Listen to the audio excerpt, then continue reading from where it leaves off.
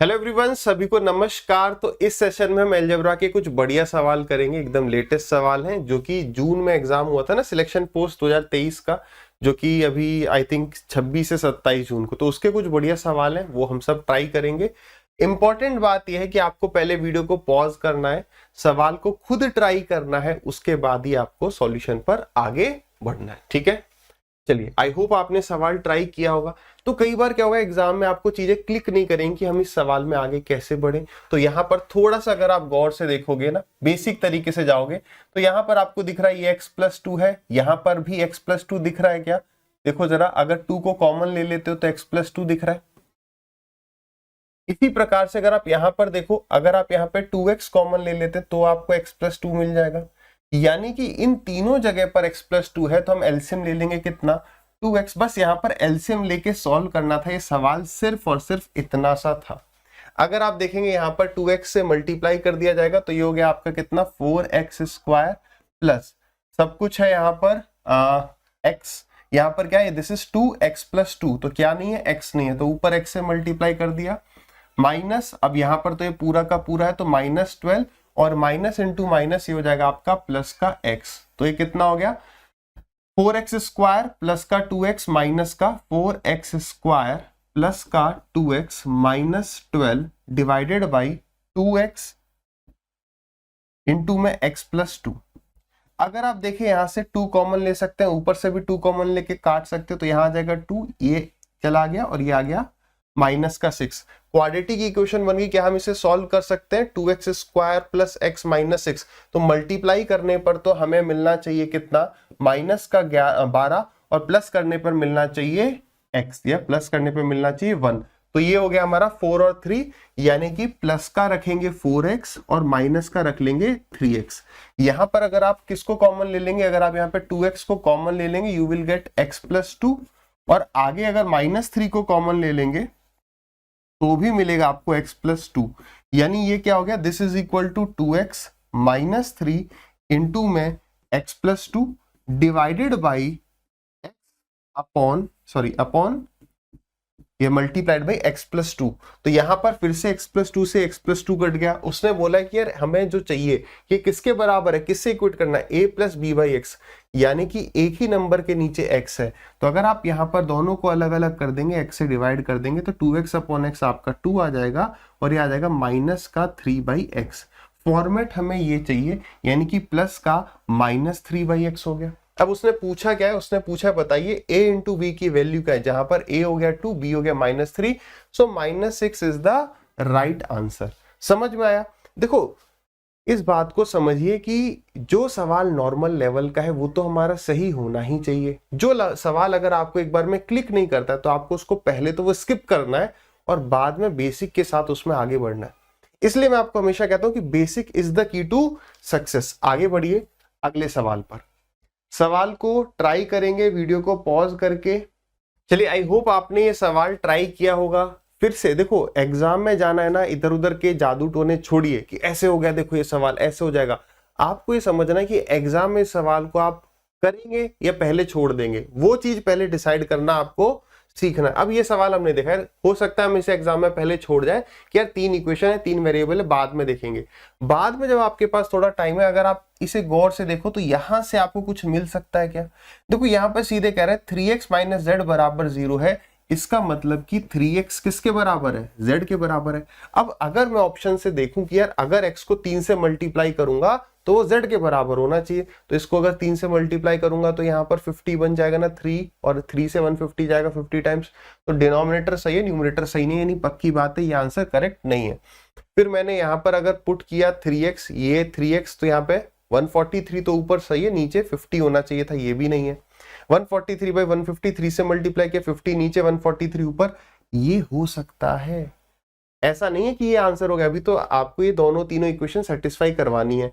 आगे देखा हमने, हो सकता है यहाँ पर 3x बराबर z ना है, तो हो जाएगा ऑप्शन नंबर सी, बिना कुछ आगे चेक करे। तो इसे मैंने 3 से मल्टीप्लाई किया तो यही सेम चीज आ रही है, तो ये भी आंसर चेक सही हो सकता है। अब ध्यान से सुनो, एग्जाम में ना थोड़ा दिमाग, जब ऑप्शंस से आप जाते हो तो दिमाग ज्यादा दौड़ाना पड़ता है। अब देखो, हमारे पास 2 तरीके हैं। पहला कि मैं इन वैल्यूज को x y z की वैल्यू यहां डालूं, ठीक है, क्या अगर ये सेटिस्फाई कर गया तो आंसर है नहीं। उसके बाद यही सेम वैल्यूज आपको यहां भी सेटिस्फाई करनी पड़ेंगी। हो सकता है ना कि ये वाली वैल्यूज और ये वाली वैल्यूज दोनों वैल्यू पहली इक्वेशन को सेटिस्फाई कर जाए, मगर दूसरे को ये ना सेटिस्फाई करे, ये करे, है ना। सो इट इज बेटर कि हम क्या करें, हमें ये कंफर्म हो गया कि यार x और z की वैल्यूज हमें पता है, तो अगर x और z की वैल्यू मैं यहां या यहां कहीं भी पुट कर दूंगा तो y की वैल्यू मैं निकाल सकता हूं ना। तो बस देखो 3x की वैल्यू z है, तो 3x की वैल्यू क्या है, z। तो 4z प्लस z कितना, 5z, तो 5।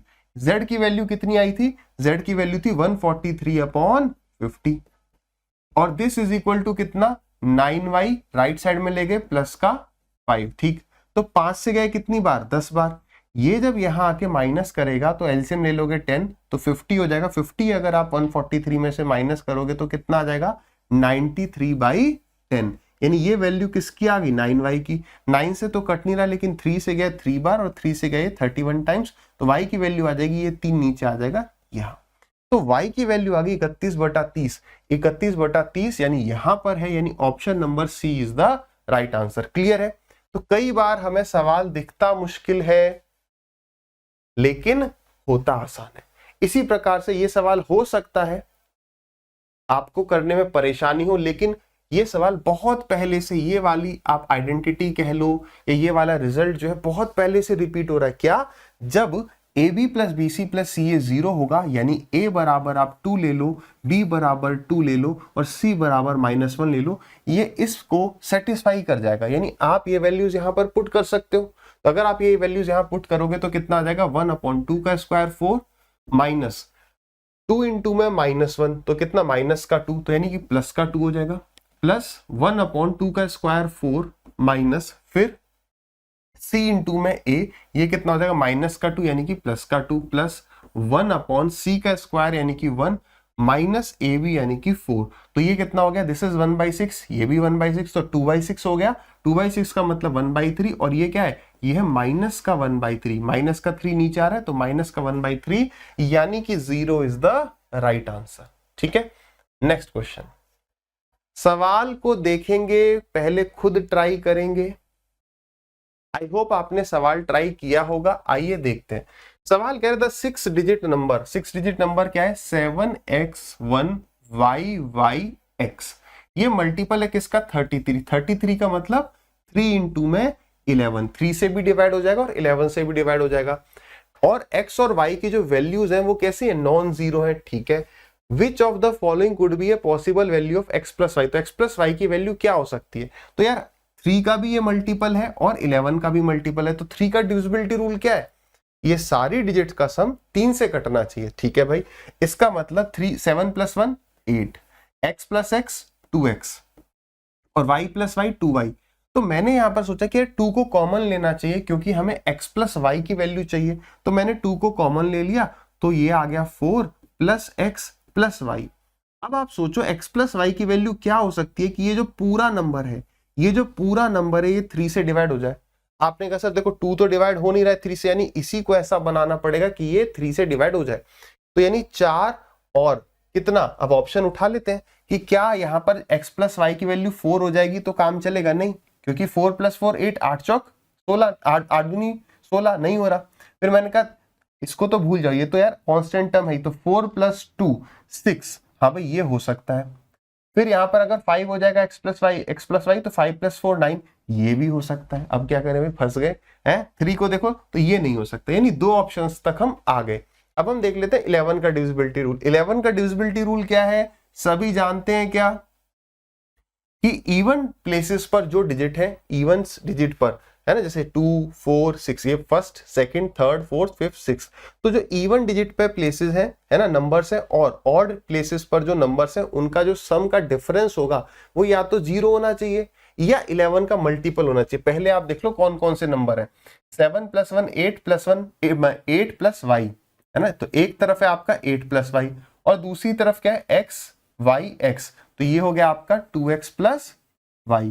अब एक बात समझना, या तो ये दोनों क्या होने चाहिए, बराबर होने चाहिए, या इनका जो डिफरेंस है वो क्या होना चाहिए, वो 11 के बराबर होना चाहिए। अब आप खुद सोचो, अगर आप देखोगे डिफरेंस आपको निकालना है तो इससे तो ये हट जाएगा, है ना, तो बताओ x की क्या मैं कोई वैल्यू ऐसी डाल सकता हूं कि ये दोनों डिफरेंस, इन दोनों का डिफरेंस जो है 11 का मल्टीपल हो जाता है। आपने कहा सर x की जो मैक्सिमम वैल्यू हम डाल सकते हैं वो 9 है, तो 9 दूनी 18, 18 और 8 का अंतर 10 हो सकता है, यानी 11 के मल्टीपल वाली चीज यहां पर नहीं होगी, इन दोनों को बराबर होना पड़ेगा, यानी x की जो मैं वैल्यू डाल सकता हूं मिनिमम से मिनिमम दैट विल बी 4।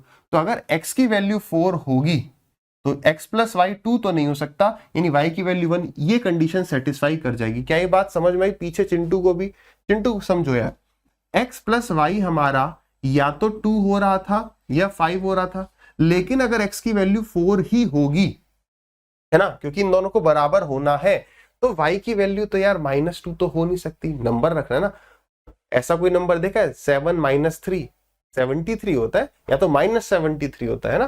तो यानी कि अगर इसकी वैल्यू हमारी 4 हो गई तो y की वैल्यू को 1 होना पड़ेगा, यही हो सकता है। So C is the right answer. Clear है? अगले सवाल पर बढ़ते हैं। चलिए, वीडियो को पॉज करके ट्राई अवश्य करते रहिएगा, मैं भरोसा कर रहा हूं आप पर। क्या कह रहा है ये सवाल? हिंदी में थोड़ा करेक्शन करेंगे, ठीक है। हिंदी में जो है यहां पर प्लस का सिंबल जो है गायब हो गया है, अब सही है। यहां पर भी गायब है, फटाक से रिवाइज कर लें। देखो यार, हमारे पास जो इस टाइप के सवाल होते हैं, है ना, a1x plus b1y plus c1 is equal to 0, ये एक लीनियर इक्वेशन हो गई, एक लाइन की इक्वेशन हो गई। ये हो गया आपका a2x plus b2y plus c2 बराबर 0। अब यहाँ क्या क्या केस हो सकते हैं? पहला केस कि ये लाइन जो है कभी भी ना मिले। कभी भी ना मिले का मतलब ये है कि ये दोनों पैरेलल लाइंस हो जाएं, समांतर रेखाएं हो जाएं। जब समांतर रेखाएं होंगी उस केस में क्या होगा? उस केस में a1/a2 बराबर हो जाएगा b1/b2 के, और ये लेकिन बराबर नहीं होगा किसके? c1/c2 के। बात को समझिएगा, है ना। दूसरा केस हो सकता है a1/a2 is equal to b1/b2 is equal to c1/c2। अब इसका मतलब क्या है? अगर मैंने कोई लाइन की इक्वेशन लिखी और मैंने उसे किसी नंबर से मल्टीप्लाई कर दिया, तो जो दूसरी इक्वेशन आएगी, जैसे एग्जांपल के लिए लो कि 2x plus 3y is equal to 4 मैंने बोला, अब इसको मैंने दोनों तरफ 2 से मल्टीप्लाई कर दिया, तो 4x plus 6y is equal to 8। तो ये दोनों कोई अलग अलग लाइन नहीं है, ये सेम लाइन है, और सेम लाइन का मतलब इनफाइनाइट सॉल्यूशंस, अनंत हल हो जाएंगे। बात समझ में आ रही है? एक ही लाइन है, ये लाइन और ये लाइन, तो ये कितनी जगह पे मिल रही? इनफाइनाइट। इसी को कहते हैं इनफाइनाइट सॉल्यूशन। अब यहां समझो, मैं ये चाहता हूं, ये देखो स्लोप वगैरह का सारा, अब वो चीज अब कोऑर्डिनेट ज्योमेट्री में हमने डीप में पढ़ी भी है, स्लोप वगैरह इस पे डिपेंड करता है लाइन का। यानी आप दोनों लाइनों को अगर नहीं मिलाना चाहते तो उनका स्लोप तो सेम कर दो, लेकिन कांस्टेंट जो है वो अलग कर दो। यानी स्लोप, यहां पर आप दोनों को इक्वेट किया a1/a2 b1/b2 को, तो आपने स्लोप सेम कर दिया। यहां से क्या किया हमने? यहां से हमने स्लोप सेम कर दिया, लेकिन जैसे हमने उसे नॉट इक्वल टू c1/c2 कर दिया तो वो डिफरेंट रेखाएं होंगी जो पैरेलल होंगी, यानी नो सॉल्यूशन। और एक होता है क्या? Exactly one solution. एक सॉल्यूशन के लिए क्या होगा? बस a1/a2 बस ये बराबर ना हो जाए b1/b2 के, मतलब दो लाइन जिनका स्लोप बराबर नहीं है तो वो कटेंगी। बस c1/c2 का यहां कोई रोल नहीं होता। बताओ ये सवाल कौन सा है? कह रहा है कि बताइए क्यू की हम क्या वैल्यू डालें इस इक्वेशन में, ताकि ये जो दोनों रेखाएं हैं इसके अनंत हल हो जाए, इनफाइनाइट सॉल्यूशन हो जाए। इसका मतलब ये वाली चीज है, यानी ये c1/c2 और a1/a2 पक्का सेम होगा। आपको एग्जाम में टाइम वेस्ट करने की आवश्यकता नहीं है। यानी a1/a2 को, यानी कि 38 डिवाइडेड बाई, कहां है हमारा x दूसरा? 46। x है तो हटाओ, x को हटा देते हैं, इसको बस बराबर कर देना है किसके साथ? इसको आपको बराबर कर देना है q/414 के साथ। बात समझ में आई? अब आपने 2 से काटा, ये 19 बार गया, 2 से काटा ये आपका 23 बार गया। बात को समझने की कोशिश करिएगा। यहां पर भी अगर आप देखोगे ये कितना था? 171, तो 19 इंटू में 9, तो जो दूसरा नंबर है 23 इंटू में 9 207 है। वो देखना नहीं है, वो आपको पता होना चाहिए भाई ये चीज है। अब यहां पर ले आओ, तो Q की वैल्यू कितनी आ गई? तो 19 इंटू में 414 डिवाइडेड बाई 23।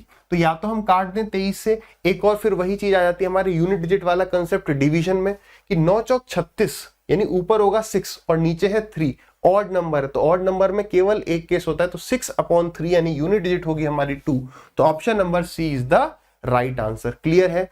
अगर आपको यूनिट डिजिट वाला कंसेप्ट डिवीजन में नहीं पता है तो वीडियो में कमेंट कर देना, एक शॉर्ट वीडियो में बना दूंगा, ठीक है। आ जाइए लास्ट। अब भाई कोर्सेज के बारे में अगर आप पूछते हैं भाई सर आप पढ़ा कहाँ रहे हो, तो उसके बारे में थोड़ा अपना प्रमोशन या जानकारी दे दी जाए, है ना। देखो यार, अगर आप सिर्फ मैथ्स पढ़ना चाहते हो, आप कहते हो भाई मेरी इंग्लिश, रीजनिंग, जीके में कहीं पढ़ चुका हूं वो बहुत बढ़िया है, तो मैं सजेस्ट करूं कि आप इंस्पेक्टर 1.0 बैच में एनरोल कर सकते हैं। बस यार इंपॉर्टेंट ये है कि आपको जिस भी एजुकेटर से आप पढ़ रहे हो उसका पढ़ाना समझ में आना चाहिए, वाइब्स मैच होनी चाहिए। तो आप कुछ क्लासेस यहाँ पर देख सकते हो। फीस जो है वो 799 है, आपको लिंक जो है इसका डिस्क्रिप्शन में मिल जाएगा। इंस्पेक्टर 1.0 बैच में एनरोल करने का फीस 799 है। After using this code app पर कुछ ज्यादा हो सकता है वो दिखाता हो, ठीक है। इसी तरीके से कोई कहता नहीं सर मैं फ्रेशर हूं और मेरे को इंग्लिश, मैथ, रीजनिंग, जीके सब कुछ पढ़ना है, एसएससी सीजीएल की तैयारी करनी है, तो मैं सजेस्ट करूंगा कि आप एसएससी सीजीएल का महापैक ले लें, जिसमें इंग्लिश, मैथ, रीजनिंग, जीके के जितने भी कोर्स रिगार्डिंग एसएससी सीजीएल चल रहे हैं, इंडिविजुअल कोर्सेज भी है ना, वो सारे ही बैचेस में आप एनरोल कर सकते हैं। बट आपको पढ़ना चाहिए एक एक एजुकेटर से, यानी इंग्लिश के लिए एक एजुकेटर, मैथ के लिए एक, रीजनिंग एक, जीके। ऐसा नहीं कि 10 एजुकेटर से पढ़ने से कोई फायदा होगा। इसकी जो एक्स्ट्रा फीचर्स हैं वो ये है कि यहाँ पर जो है मेंटरशिप सेशंस भी होते हैं जिसे एजुकेटर्स ले रहे होते हैं। जैसे कि मैं, अगर आप इस बैच में एनरोल करते हो तो 2 हफ्ते में, 3 हफ्ते में कभी हम जूम सेशन से कनेक्ट होंगे अपनी ऐप पर ही, और बाकी यहाँ पे live classes, video courses, test series और ई बुक भी मिलती है।